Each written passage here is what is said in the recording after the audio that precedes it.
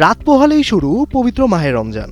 রোজা রাখা শুধু ধর্মীয় গুরুত্ব নয়, তার সঙ্গে আসে পরিবারের সাথে মিলিত হওয়ার আনন্দ আর মানসিক প্রশান্তির মুহূর্ত।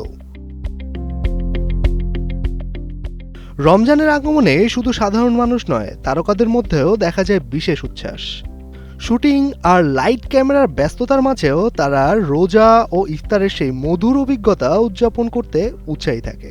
সম্প্রতি এক অনুষ্ঠানে উপস্থিত হন শবনম বুবলী। ভক্তদের সঙ্গে তিনি ভাগ করেছেন রমজানের মধুর মুহূর্তগুলো। টানা তৃতীয়বার অর্জন করেছে দেশের সেরা সুপার ব্র্যান্ড স্বীকৃতি বসুন্ধরা টিস্যু। তার মতে রোজা শুধু ধর্মীয় অনুশাসন নয়, বরং মানসিক প্রশান্তি ও আত্মনিয়ন্ত্রণের একটি গুরুত্বপূর্ণ সময়। ছোটবেলার রোজাগুলো তো খুব অন্যরকম হতো।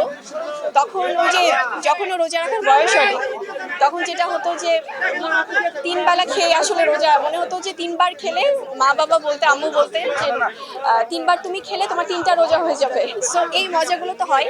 আর এছাড়াও আমরা যখন শুটিং করি, স্পেশালি আমি শুটিংয়ের সময় যখন অনেক সময় আছে না আমাদের ঈদ রিলিজ কাজ থাকে, তখনও রোজা রেখেই আসলে শুটিং করা হয়।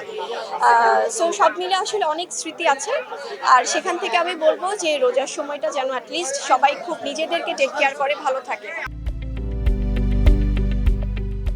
উদ্বোধনের এই আয়োজনে গ্ল্যামারের পাশাপাশি বুবলির এমন ব্যক্তিগত মূল্যবোধ আর ধর্মীয় অনুভূতির প্রকাশ উপস্থিত ভক্ত ও দর্শকদের বেশ মুগ্ধ করেছে। মেজবাউদ্দিন, কালের কণ্ঠ।